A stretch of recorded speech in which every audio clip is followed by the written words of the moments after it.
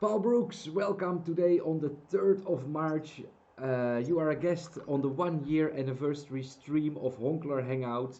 Exactly 1 year ago, I started to stream on Twitch. Since then, I have had over 150 streams in the first year. You have never been a guest, but we have met. You have a crypto background, and I think you're an interesting guy. So, last minute, kind of, I contacted you to ask if you want to be part of today's stream, and you said yes, and here we are together, kind of. So nice to see you today. Um, Likewise. I think we met 3 years ago, Paul. Is that correct? Somewhere around 3 years ago. Yes, and it was also an anniversary, the anniversary of Lieberland. Yeah, it was the 3 year anniversary of Liberland, and the day that we met on that day, that could have changed, or no, actually, it changed my entire life that day. It had a huge impact. Uh, Yeah, it was a wonderful day. It was great. Yes, it was okay. So since that moment, Paul, what have you been up to? I have seen many of your travel pictures, and you have been all over the place. You are now in Portland, Oregon. You said just before the introduction. So, how's life? How do you see the world today? What is your outlook? I don't know. I guess we could talk about the way things have been in the past and the way things evolve. Usually that's my approach to talking about social, I guess I call it social architecture. Okay. Other people call it social architecture too, but what kind of what are we trying to create that we don't have already, and where have we come from and where might we be going? Mm-hmm. And I lived in anarchist communities and such in Europe, squats, I guess we call them. Yeah, yeah. And I lived at like hippie communes and big uh, utopian communities in India and Italy. So I've explored a lot of different ways that we might be able to move forward for an equitable whole systems society that meets the needs of everyone, the millionaires, the billionaires, and the poor and less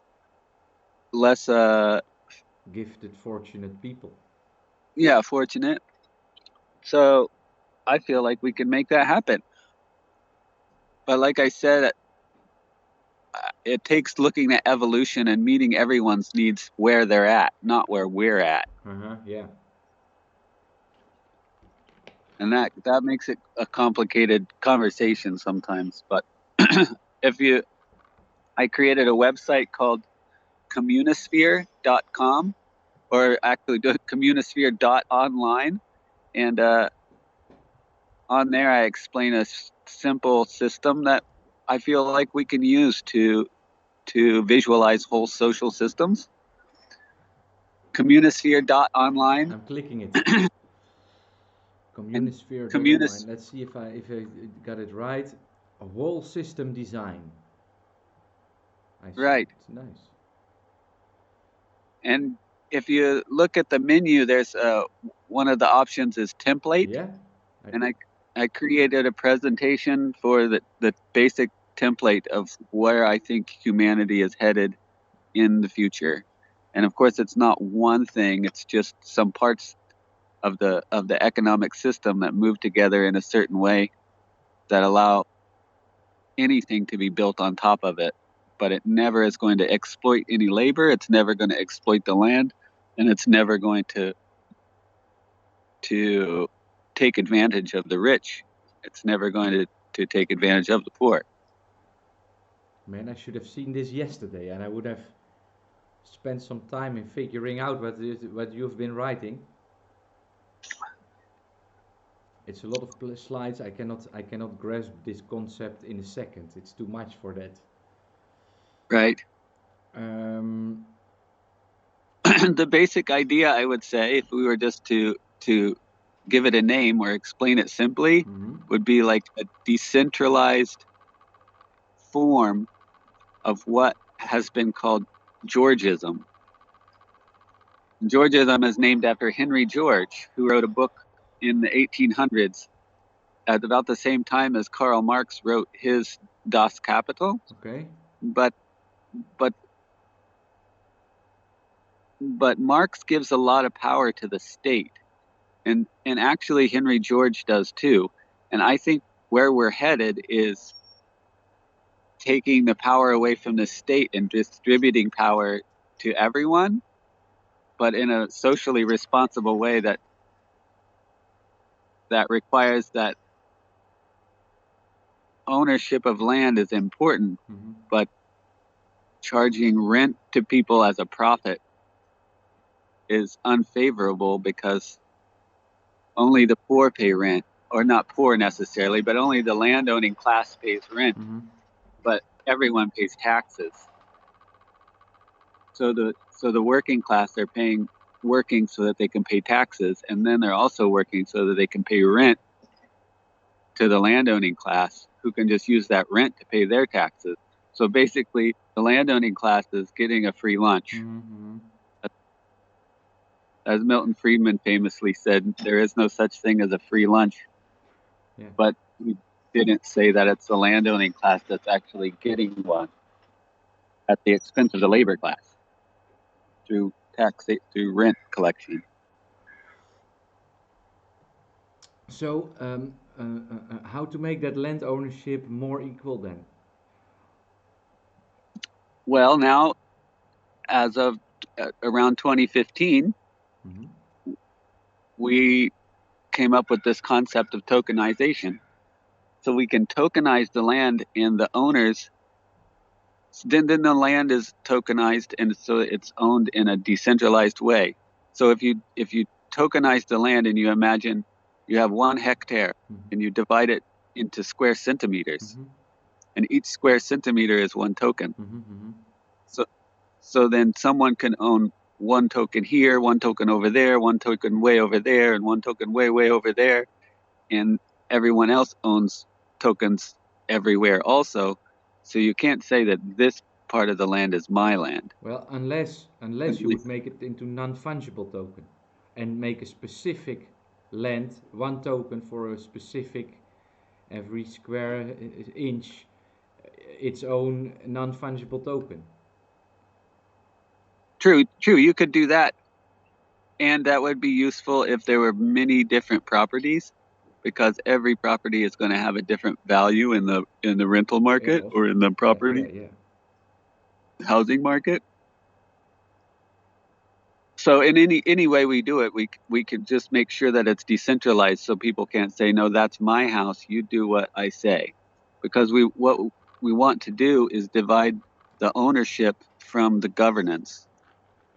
Because in anthropology, people talk about patriarchy, also in politics, activism, but historically, patriarchy is just having absolute control over both the property and the decision making. And so if you look historically at matriarchal cultures in the East, like in Nepal, in Tibet, in Kerala, India, in Africa, you find that it doesn't have anything to do about women controlling anything. Matriarchy just means we're dividing the power into 2 parts, so that if you have a group of men, some of them are making decisions, but they don't own everything. And then other ones own everything, but they're not making the decisions. And essentially, from an anthropological point of view, that would be a matriarchy. No women involved. So essentially, we could call it what we want. Let's just call it a partnership instead of matriarchy. We just want to create a partnership society to where no one has absolute control over both the decision making and the ownership. And so we tokenize the land, and then the governance can be decentralized also, but you don't get to vote more because you own more land. That's a big problem. I don't know why, like, so many of the blockchain platforms are recreating that problem that we've had for thousands of years. Yeah, I get your point. With every staking platform is basically implementing that problem in a way. Yeah. I get your point. And so a question that comes to my mind is, if we want to keep each other within checks and balances, if we want to control society, which now is done by the government through laws and police and stuff like that, would we in the end Right. end up with a social credit system as they have in China today, but then voluntary, not from the government, but something that people themselves set up, that you can voluntarily choose to opt into in case you want to build a reputation? Yes, exactly. And it doesn't have to be in one place. It can be in 1,000 different places all over A the thousand world. different systems, thousand different places. Yeah. Yeah, yeah, yeah.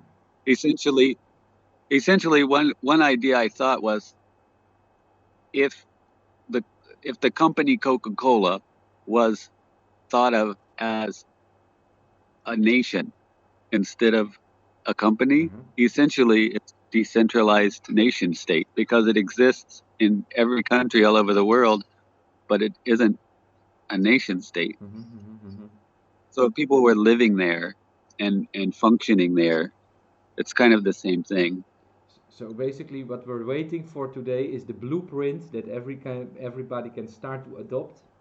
Something needs to work, and Right. then people all over the world need to, in a decentralized way, get it going. To call it like that. Yeah, Absolutely. yeah, yeah.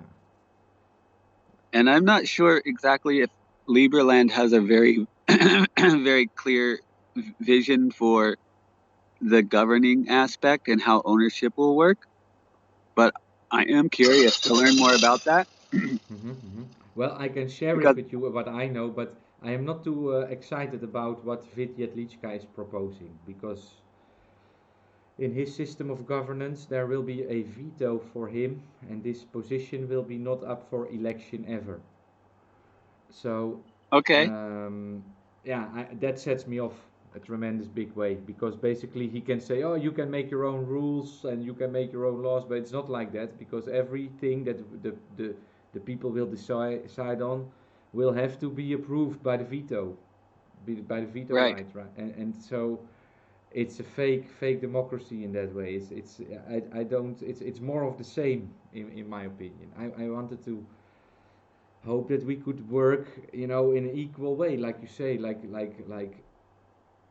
on the same level. And what I see today, it's a EOS.io fork that they are proposing. So it's based on the EOS block. Yeah, it's blockchain. I don't know, EOS blockchain. I don't know if you can call it blockchain, but it's a EOS fork that they are that they are developing, and that is how things are moving today in that direction. EOS.io. So, of course, the promise has been made approximately 3 years ago when we met each other. It should have been launched for the first time, and we have nothing right. today still. I don't know if you know this, Paul, but I have been declared persona non grata of Liberland. Do you know? Oh no, I No, didn't. because I was against this veto, and yeah, the way or to silence your competition is apparently by censoring them from every chat group and declaring them persona non grata, because that is what happened approximately 1 year ago to me. And yeah, the fight that I have was not just the voting. Uh, until today, the website of Liberland, there is one SLP token on top of the Bitcoin Cash blockchain that is the Liberland Merit token, but they don't want to share the unique token or asset ID, the contract number, depending on what blockchain. And they don't put this on their website, so I have a lot of this Liberland merits which I'm unable to use because nobody believes they are real, and that is a little bit my dispute with Liberland today. And well, it's a shame to see it's going like that because not so many people have made the move to this location. So I'm here to help, but apparently the help that I can give is only to give a lot of money and then get it stolen from and stuff like that. It's a shame to see it's like that, but yeah, it happened. And this stream, I can tell you a little bit. This stream has been going for a year, but what I've seen happening in that year, 1 year ago, there was no pandemic yet. It was not an. Everybody felt it was coming, but it took 2 weeks, I think, until the shit really hit the fan. So um, s- since many years, basically, but also last year, I'm speaking out about my reality of the planet and that we should change our governance system, for example, our money system. But since Corona has hit the planet, I noticed that the people I talk to, I like to call them the debt slaves, the people that are in a vicious circle of ever growing inflation and interest payments. They have become so uh, fearful in a way that their emotions have gone crazy over the last year. That's how I feel, and they are very. I call it like hypnotized into this COVID story, and I Yeah. noticed this aggression is getting worse. There is more and more polarization, and people are unable to talk and connect anymore because of their different beliefs of basically, for a big part, their different belief in COVID, but many other things. So personally, I see the next couple of years as if the world is it's we're going down at the moment. Let's say it like that. We are uh, the wealth and the our prosperity will decline, I believe, in the short term. Um, what do you think about that? Do you think we need to have such an event where basically we have some kind of a hyperinflation and everybody sees like, okay, now we have to change because of the hyperinflation, or uh, will it go in a different way? How do we get to this new governance, governing system? Oh, right. That's a good question because many times it takes the old system to fail in order to provide a pathway for the new system to be born. Like Bitcoin was born out of the recession in 2008 Mm-hmm. and the housing crisis.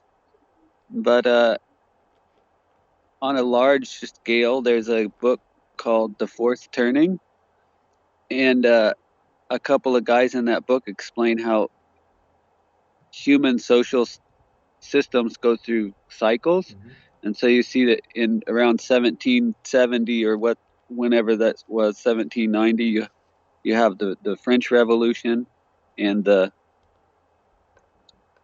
American Revolution,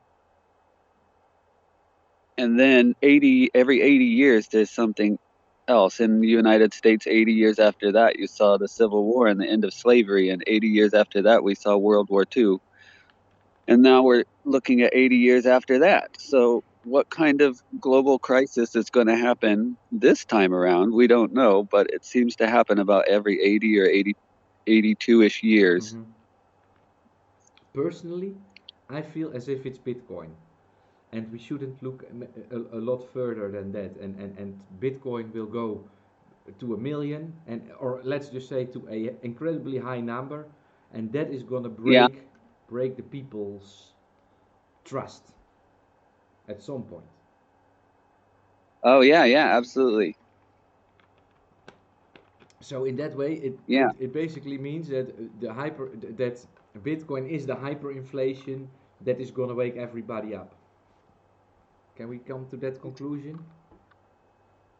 Oh, yeah, I think that makes perfect sense. I mean, it's getting more and more difficult to really have a trust in it because of the volatility, because of all the different factors. Mhm. In fiat or in crypto?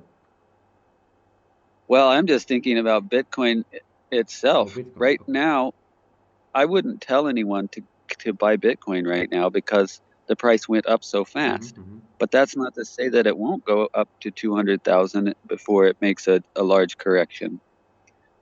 So everyone's in the same boat. Everyone's like, okay, I'm ready to get into this thing, but it's either too late or not. I don't know. Mm, yeah. 6 months ago, people could have woke up and said, "Oh yeah, great timing." actually not, because it even went up a lot since last March. The whole year it just kept going up with the printing of money that all the banks were doing. So, yeah, we just really don't know. Yeah, plus But it it isn't. was a little artificial dip, of course, with the pandemic being announced. That doesn't really have any impact on Bitcoin. Actually, it should have a Right. positive effect on Bitcoin, and it crashed. The price went in half on that announcement. And Yeah. for Bitcoin on itself, that it didn't have to be bad news. So it was a little bit oversold, or it was undervalued. And now, yeah, you're right. I also think that we have gone up so hard, so much. I get a lot of people asking me questions about crypto, and I tell them, don't do it in Bitcoin, because the people here in Serbia, they are like, we're gonna do 100 euros, and that is a lot of money for them. And Bitcoin transactions are simply too much for a 100 euro investment. I don't think you should, burn 20% of your investment on Yeah. it on one transaction cost. So yeah, I'm pointing people towards altcoins like a Litecoin or Ethereum, but also Ethereum is maybe getting expensive. But I'm talking about fees, not coins. Yeah. So yeah, it's one of the I follow these people. One of the announcement, or one of the things I heard in the last couple of last couple of weeks, is that one of the economists said one of the signs that we're going into hyperinflation is that more and more people start to speculate and start to make profit Yeah. on not on creating goods or delivering a service, but purely on the speculation of money. And that Yep. is also a sign that, with more and more people into Bitcoin, that a moment of hyperinflation is coming at some point. Yes. Let me ask you, what do you think is the chance that we will see a hyperinflation within the next 4 years? And so, in that way, a hyperinflation into the dollar means, for me, tripling of gold price and Bitcoin to wherever it can go. Will that? How much chance do you give that? I don't know. I guess it seems like inevitable. It seems like it has to happen almost just by the momentum of all these millions of new people flooding into the cryptocurrency space, and also the banks still printing so much money, which is it's super important if there's like a economic downturn, but it's still going to have a huge impact. Yeah. It'll help in some ways and it'll make it worse in some ways. So I guess we just have to watch and see and keep our eye on it and try to be careful so that we don't go down with the ship. Yeah. Hey, Portland, Oregon. I have seen some crazy videos about it with some heroin addicts behind the counter trying to sell M&Ms to somebody that just cannot handle the cash that the customer is paying them. Is it so bad there? Is it because is it what was the name of that Californian city with the Golden Gate Bridge where it's even more terrible? But is there still a rule of law? Let's say it like that. Is Antifa on the street corners, or is it still livable? Yeah, yeah, yeah. In the state of Oregon, it's legal to possess any kind of substance that was previously scheduled as illegal. Or they won't prosecute. And They in won't prosecute if they catch it. Yeah. right, and in Oakland, California, it's the same, just that city near San Francisco. So it's kind of like a big experiment. We don't know where it's going to take us, but most of us are like, yeah, the more free and open, the less crime. It's not going to end heroin addiction, but it might make crime a lot Yeah. less, Yeah. and it might not make heroin use more. It might just be good all Yeah. around. Yeah, I also believe that a war on drugs and putting people in prison for a substance that in a way doesn't harm anybody but themselves, No, you can, yeah, you get you get the point what I try to make. I think that Yeah. the it should be more open indeed, but yeah, to what level? I mean, at what point if the people end up on the street and if I see the San Francisco neighborhoods, I'm like, how can you let it come so far? And yeah, I don't know. I don't know. I don't know. Yeah. It made the news a couple of times, you know, the Antifa throwing into the what's the name of that the Supreme the court. They were rioting on the courthouse or something like that last summer. Yeah. Did you Yeah. participate in anything? Did you squat a courthouse? I used to be involved with activism when it had meaning. Nowadays, Mm. it has no meaning Mm. anymore. So I know I don't really participate Yeah, anymore. yeah, yeah. And does that also count in with politicals in general, or do you still have a preference for a certain side there? How do you? Oh, let me ask the Uh, question different. How do you feel about Biden being president for the next 4 years? there's going to be good things and bad things from any decision we make, and solutions always lead to new problems. So I feel like we just watch what happens in the centralized nation state and learn from their mistakes and create the change that we wish to see in the world. So I just drop that stuff altogether and I watch what they do and how they make mistakes, and then we can apply positive solutions to projects like Liberland or like BitNation or like Free Private Cities or like Yeah. blockchains.com. Yes. Yeah. I want to tell you that Liberland is still very much alive. It's still going. Um,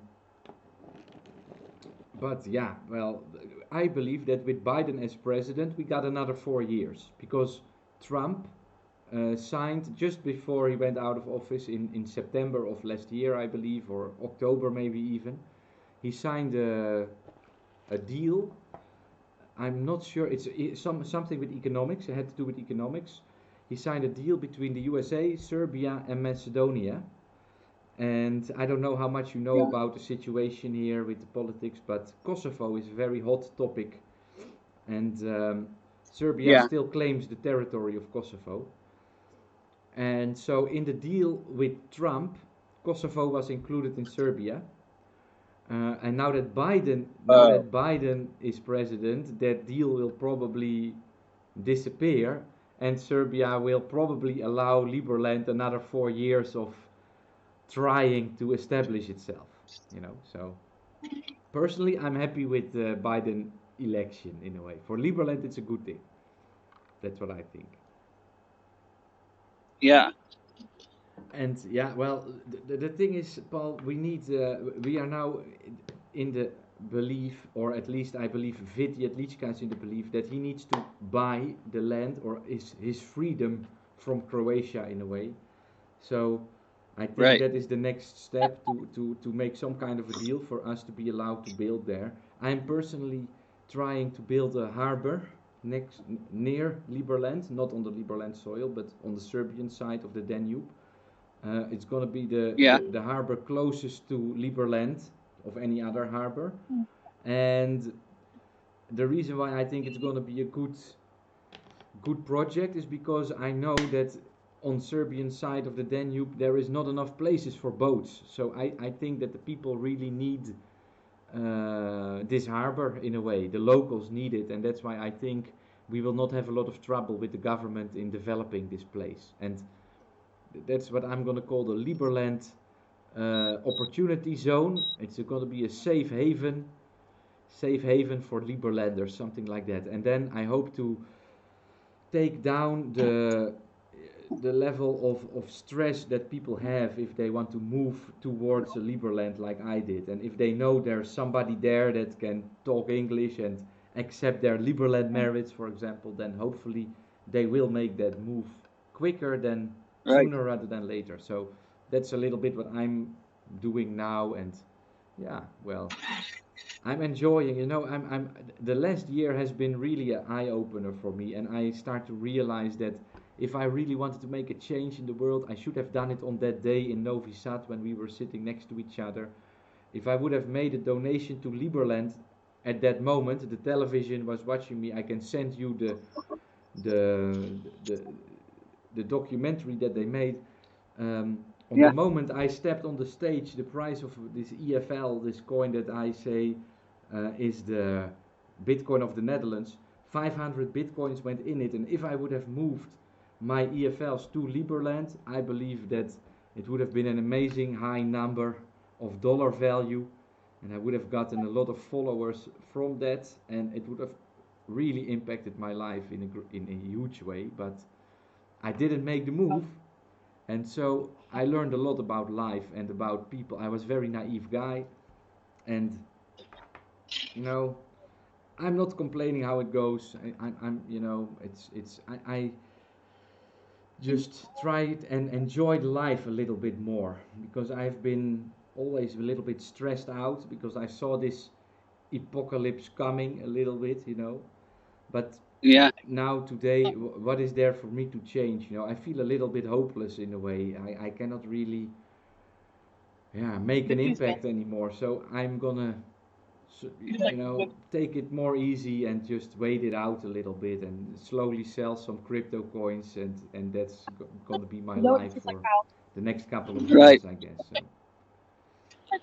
I think one benefit to the whole blockchain community around the world, Mm-hmm. people like us, it just decentralists or whatever we call ourselves, is that we could see something a few years ago that no one else could see. Mm-hmm. And now I'm noticing that the people, even some of the people that could see it in 2015, they're starting to lose their way and they're forgetting about the decentralization and they're more just falling into the whole Wall Street big business, we're going to get rich with cryptocurrency idea. And they completely forgot about the goal of decentralizing power on the planet. So it's really good for you and I that we haven't forgotten, and that whenever the time comes again, we will be the first ones to be heard because we're still right on the edge of it, like just waiting for the boat. Yeah. When the boat arrives, we're going to be the first ones on it. Yeah. Yeah, I agree with that. But the thing is that I feel a little bit powerless in trying to make that happen faster. I wish it happened yesterday, Paul. And I'm for the Right. last couple of years, I I'm agree. all the way. I'm always thinking like, how can I make it happen yesterday? And I can't. I simply can't. I have to at some point accept my limited power. And that's a little bit what this stream today, this anniversary stream, is about. It's a little bit of a goodbye. I'm going to cut down on the hours that I spent on this stream and just live with the people I am near now instead of, I don't get happy anymore if I look on the internet and read about what's going on in the world. And a couple of years ago, exactly what you said, we could see something happen, and that was still a beautiful thing. But today, what is going to happen, what I see happening, it's not so beautiful anymore. And yeah, or at least it's going to have a lot of people are going to be in pain, and I've not been able to help or speak out enough to get the message out. And all the people I grew up with are going to be hurt, and it hurts me too. And so Yeah. I just like to push it away a little bit and just yeah, accept my failure but enjoy life regardless of that. Yeah, I don't know, but Yeah. Yeah. I think doing stuff like this is really a, a good way to do it. Just have video podcasts and write blog posts and yeah, share ideas that way, because putting them into action is something that's going to happen in the future, but the timing is important. So right now, just sharing the idea, I think, is really good. yeah. Hey, Paul, do you have any plans for the future? Are you gonna travel again, or Does COVID hold you back? Are you willing to take a vaccine if that can make you travel again? Or I don't. I'm going to Mexico on Sunday. I'm going to stay there for a few months at least. okay, okay. And is that a South free travel? Mexico, Chiapas. Does that give you problems crossing the border? That I can't cross over land, but I have to fly and I have to fill out like a health declaration. But I don't have to take a test or anything. I don't need to prove that I have vaccination or anything. It's Okay, really open there. okay, Some cities have mandatory masks, but most places it's just no masks, nothing. It's fine. okay, okay. Yeah, here in Serbia it's also very open, and I have the feeling there's hardly any COVID here. The people don't really care, you know. It's Serbia. Yeah, It's Serbia. They are not so strict. right. I spent a year in Vietnam, and the whole 9 months I was there, there was only 3 deaths. Oh, yeah, yeah. Well, I think it's so interesting how we don't have any flu deaths anymore, and now there are COVID deaths, though COVID related. You know, Yeah, I really the think definitions are changing. the world is being fooled so hard, you know, and yeah. Well, let me ask you this: Yeah, how do you feel about COVID? You think it deserves the attention that it's getting? Yeah, is it something we should lock down for, or not? yeah. I don't think that. I usually use the example of so many people that I know lose their keys and their telephone 10 times a day. Mhm. So to think that some people are so disorganized that they can't keep track of their keys or their phone, it's almost impossible for me to believe that some group is so organized that they can control something like a global pandemic. And yes, there are people that are trying to take advantage of the situation, but I don't know what's happening. It's all so strange. Whenever the whole beginning of my journey this year with this whole thing, I was in Burma, the country Myanmar, Okay. and I was going there to research the Rohingya situation, where people are saying that the Buddhists are killing the Muslims, and I was like, that's clearly a bunch of bullshit. So, so I'm going to go there, and I'm going to ask Okay. questions. So I snuck into this place where they had the government had it blocked. I was not supposed to be there, but I found somebody that would take me there, and I'm asking people questions. The government shut out communication, so I didn't have internet, and I found out more about that situation, and I wrote a little bit about it. So that was my goal. And then I went and just was a tourist for a couple of weeks after that, Okay. after my little journalist. Endeavor. Yeah.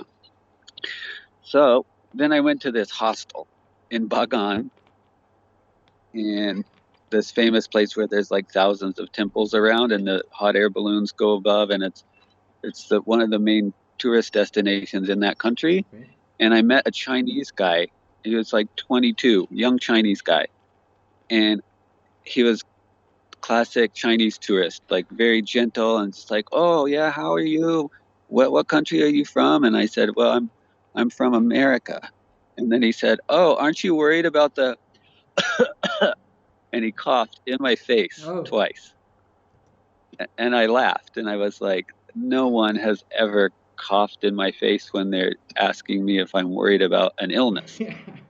especially since the whole world is freaking out about this COVID thing right now." And he's Chinese, Yeah. and and then he went on to tell me that he just traveled to 45 different countries. And so I was thinking, you've traveled to 45 different countries and you're Chinese and you're coughing in people's faces in 45 different countries. That is conspicuous. There's something weird about that. Yeah. Yeah. Yeah. And then 2 weeks later, I was in bed for 3 days. I was so sick I couldn't move. Really? And I was sick for 2 weeks after that, but at least I could function. Wow. And I didn't get tested.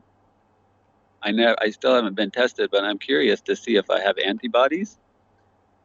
So that was very strange for me, and I don't like the whole conspiracy theory stuff, but when something like that actually happens to me, I'm like, well, it happened to me. Yeah. Yeah. So I have to ask questions. Yeah. I know I'm not making up a story. I'm just asking questions.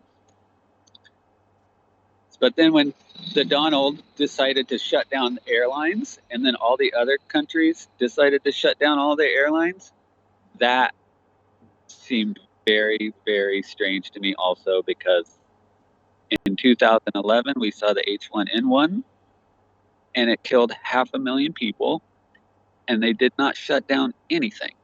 Nobody closed Yeah. anything. And at that point, COVID had only killed like 10,000 or something. Yeah, and they shut it all down.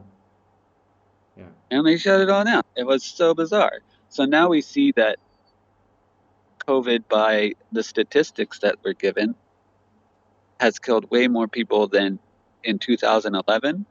But still, just the fact that they didn't close down everything in 2011, and this year they closed down everything immediately. So I just don't understand why something's happening. I don't think it's nefarious people that are trying to control the global economy, but there's definitely people taking advantage of it, the opportunity. Yeah. So, I don't know. I'm just dancing with it, rolling with it. Yeah, that's what you have to do. Look, I made my own mask. Wait, because they enforced the mask mandate here, so I made one. It also Nice. works against mosquitoes. But yeah, well, it was a little bit too much. I've been kicked out of several supermarkets, and at some point, I was like, I fight a different fight. I'm not here to to make these people afraid here, and let's be nice to the locals. So I only wear it on stream now to make a little bit of fun, but Clever. I like yeah, it. I personally, I feel as if it's an environmental issue, and as if the Paris Climate Treaty is being enforced through COVID. Because in the Netherlands, the first lockdown happened in October of 2019 because farmers produced too much emission. Their animals produced too much emission, and yeah, for me it's a very logical, or it's if you want to see it in line with environmental regulations, then it makes a lot more sense to me, because the things that they do today, they're not beneficial to our health. These masks are not working. The spreading mostly happens through aerosols, so social distancing is no use. So I don't see the reason behind these rules, except for when you want to reduce the emission that people have of their carbon emissions. So I personally think it's Yep. something with environment, but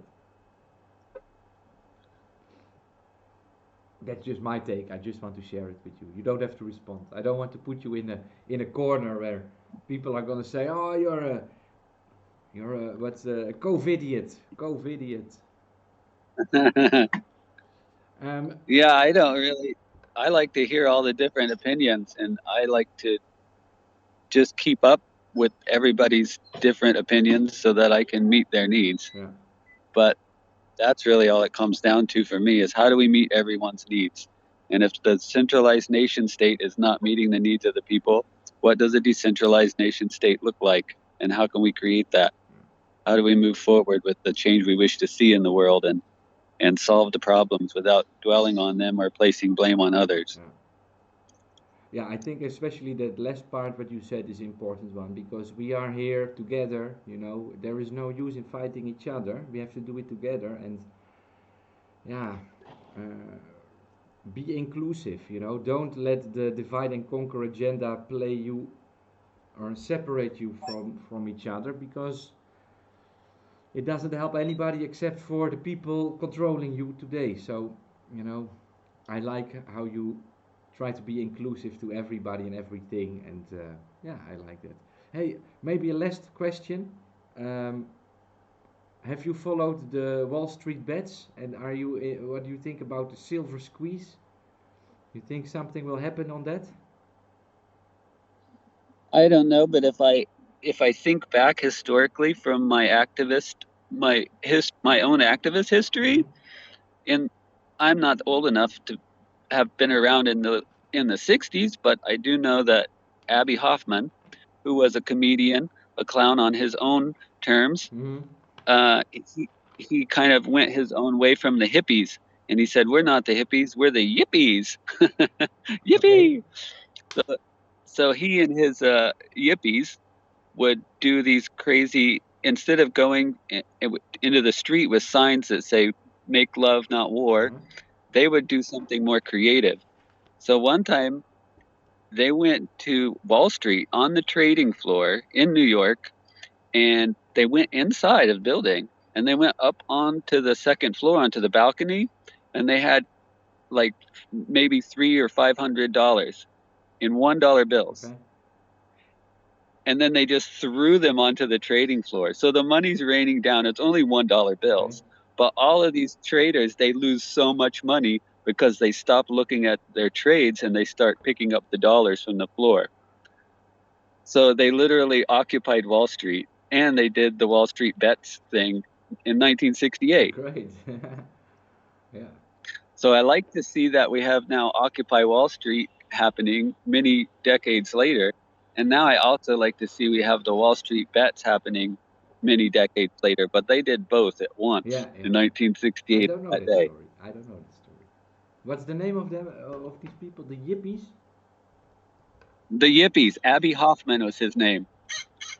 He says he didn't like he wouldn't like that heroin is legal in Oregon. He said the only dope worth shooting is Richard Nixon.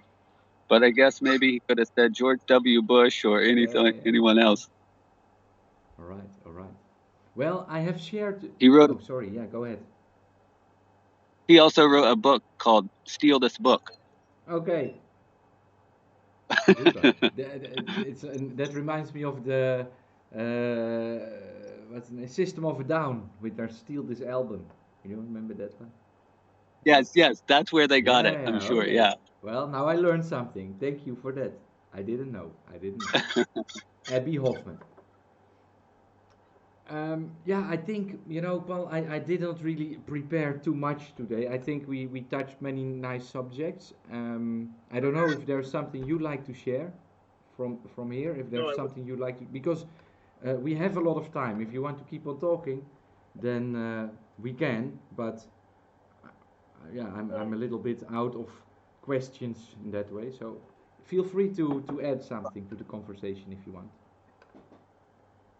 Yeah, I'm not exactly sure who the audience is, and I'm not sure what people are interested in at the moment, but I always come to just basically that bottom layer of social architecture.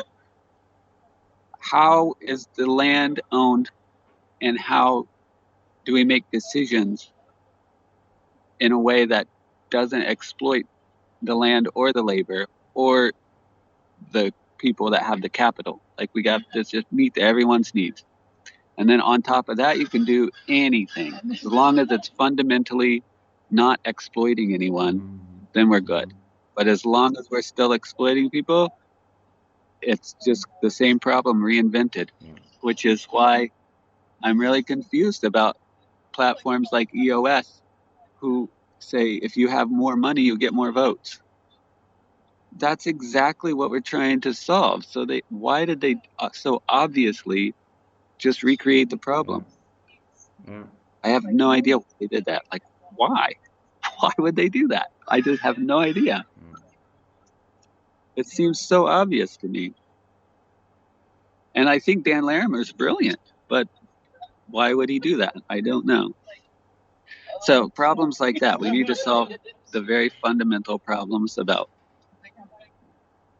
you don't let the people with more money have more votes, and you don't collect rent as profit from people, because people are born onto this planet and they need a place to stand and breathe. You cannot make them pay a fee to exist unless everyone's paying a fee to exist. Mm-hmm. So the landowner should have to always pay a rental fee just like everyone else. But to whom? And that To money, whom? yes, exactly. Then it serves as a system of taxation. So if we say that Lieberland is the actual island there in the Danube River, so that island has so many hectares, and each section of land is going to have a rental market value. Mm-hmm. It's like every house,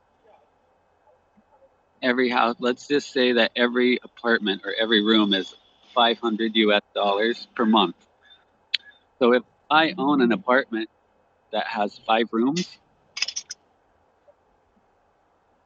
I have to pay $2,500 every month. If those rooms are empty, I, the owner, have to pay it. And if they're full, then the owner's off the hook. I don't have to pay because the renters are paying. Yeah. But the important part of that situation is that the rent is always paid. So all of that money goes to a taxation system and people can use it on healthcare or to build roads and bridges or whatever. So the landowners don't get a free lunch of just having an empty building and just waiting for it to fall apart as the property value goes up. That's what happens a lot of time. So if they have to pay rent, then they want it to not sit empty. They want it to be full. So it serves this function of making all of the property productive, and it serves the function of collecting taxation for the benefit of all beings. So for me, that's the solution. It's an interesting proposal what you're saying. I'm taking it in. I don't know. I'm not responding. I just listen. Let me share your presentation once more with the people. The link to your presentation, and I will have a look into it. 76 slides, so it's gonna take me some time. But yeah, and you hold a blog as well, Virtual Presentation Framework, your guide to presenting online. Oh, you're active. You write every week, Paul. You write a blog every week? Is that correct? Looks like I cut out there for a minute. Oh, I see that you write a blog post every week. Is that correct? I haven't been keeping up with it every week, but I've explained with the blogs. I've explained the stuff that we've been talking about. Interesting. In different ways. Well, it's a problem I would also like to solve in a way, because I want to bring Liberland forward, and it's going to be a problem for Liberland, So Of course. the land ownership, I'm still stuck in the mindset of how do we get ownership of the land first. How do we get control Right. over land before we can own it? But Right. yeah, I will look into it and get back to you about it. I always like to read into new things. Maybe I can ask you last question. There was a girl here in the town. She told Okay. me about degrowth. Do you know that? Have you heard of About what? degrowth? Growing while becoming smaller. About how we should not calculate progress in GDP numbers and stuff like that. Things like Oh that. yeah. And how we can live a better life with less economic activities, basically, and how we can, you know, you can pay for a service or do it yourself, and the difference is one is calculated in the GDP and the other is not, and so the service can be equal or maybe even better if you don't pay for it, but for the governments that base their growth on GDP, they try to, a growth market today is simply the fact that there are people who don't uh, who have not made everything into a service or a product, that just do things for each other. For example, here in the village, there are people, and then you work for something and you get another good in return that you need. For example, some meat or some, and there's no money involved in that. And uh, yeah, in a way that doesn't benefit the governments, doesn't grow the economy, but it can grow your own opportunities in life. So that is something I'm now looking into a little bit. She made that comment, and I thought maybe Paul knows something about it. Degrowth. What's her name? No, Or she just mentioned something else? yeah, degrowth is what it's called. So DE, like yeah, Okay, that's and yeah, a couple of I'll look up deep growth. And a couple of things that it reminds me of is Charles Eisenstein wrote a book called Sacred Economics in 2011, okay. and he talks about how monetizing anything is the opposite of community and connection, Yeah, yeah, yeah, yeah. but money's useful.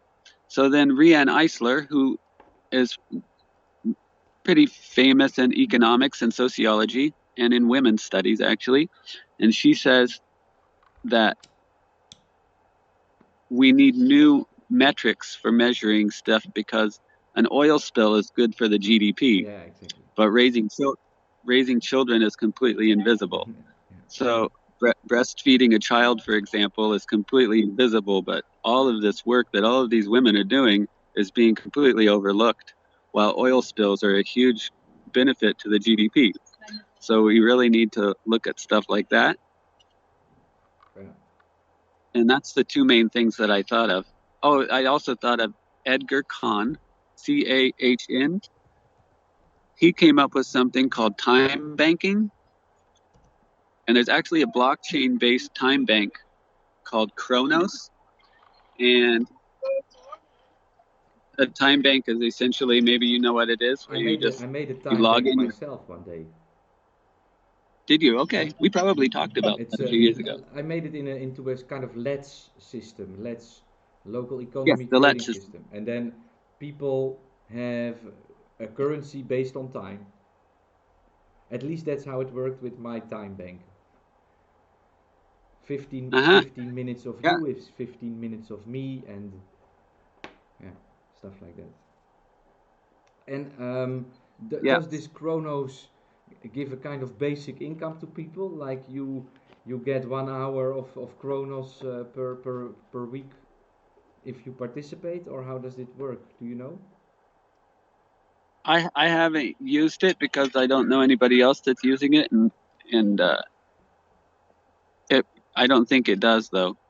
I think it's just hours straight up. Okay. But with the UBI conversation, I feel like the collecting of rent as a taxation rather than a Uh-huh. profit is the fundamental solution to UBI. That is UBI. But right now, all of the rent money goes to landowners as profit. And even Peter Thiel the other day, I saw that he said that most of the millions and millions and millions of dollars that he gives away or gives to people as startup capital just goes to landlords. Hmm. Yeah, yeah. I've seen that comment. I've seen that comment. Yeah. I think I heard it somewhere else. Maybe I don't remember who said it. I don't. But I've heard it before. Yeah. Well, we could talk again anytime. I'm happy to be on again. Sure, yeah. This has been great. Like I said, I am taking a little break, but I'm sure that we will do some streams again, and I would love to have you on again also. And then after I read into what you have been writing on your website, and so we can get a little deeper into what you're proposing here, because right now I have no clue. Okay, okay. So let's Look do up. it like that. Let's agree on that. And in case you have time, keep on watching the channel because we're gonna have Daniel Daybeck on. I don't know if you remember him. He's also a Liberlander, Yeah. main developer of the SafeX blockchain, and he is my next guest. I expect him in a couple of minutes, 20 minutes, something like that, to be on. So Okay, if you great. have time, then follow the stream today. It's gonna be on for a couple hours more, and yeah, I had a lot of fun with you, Okay. Paul. Thanks for this conversation. It was a long time that we didn't see for. We chatted a little bit, on Messenger, but we didn't see each other in 3 years. So it's nice to see You are looking great, so keep up a healthy lifestyle. I think Likewise. it does you a lot of good.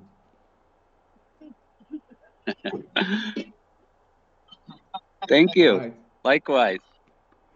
See you again soon. See you again soon, Paul. Bye bye. Have fun in Mexico. Okay, thanks. Bye.